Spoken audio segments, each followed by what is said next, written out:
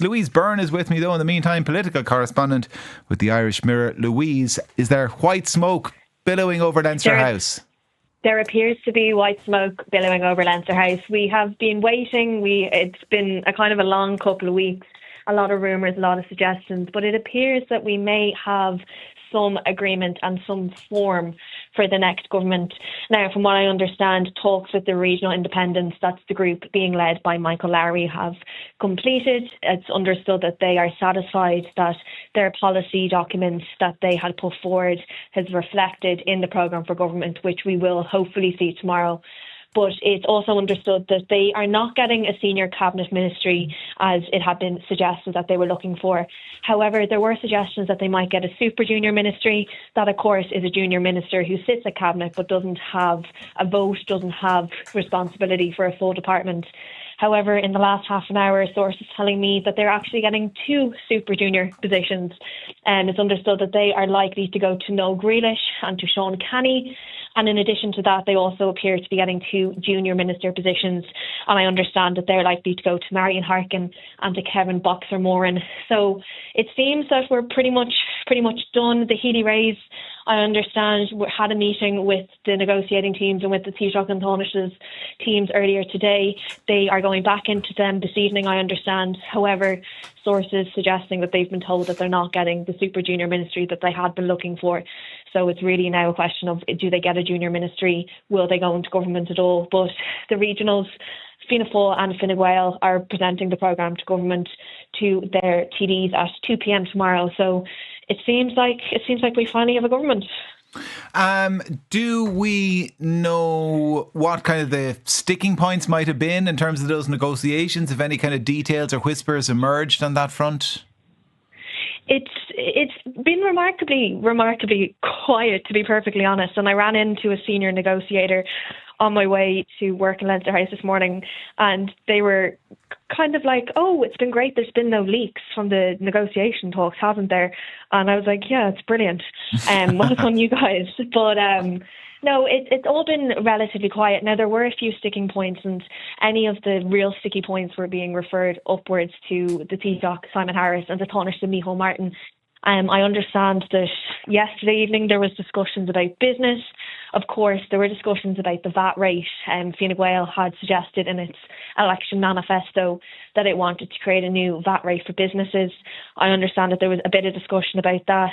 The Regional Independents, I also know, had about 6 or 7 items on their list going into talks this afternoon that they wanted to be thrashed out. It appears that they are now done.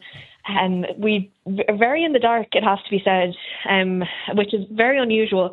The journalists were wondering earlier, were they just really bad at their jobs, or were the politicians being very good at keeping it in the back pocket? But it seems like it's the latter. However, I'm sure it will all come out now once the programme for government is released and once the all starts sitting. Any more detail then emerging on how rotating Taoiseach might work this time, and how the kind of cabinet split is going to work between Fianna Fáil and Fine Gael? Yeah, now, from what I understand, the final decisions on this weren't going to be taken until the programme for government was completed, but there have been indications that Fine Gael will have fewer cabinet ministers than Fianna Fáil.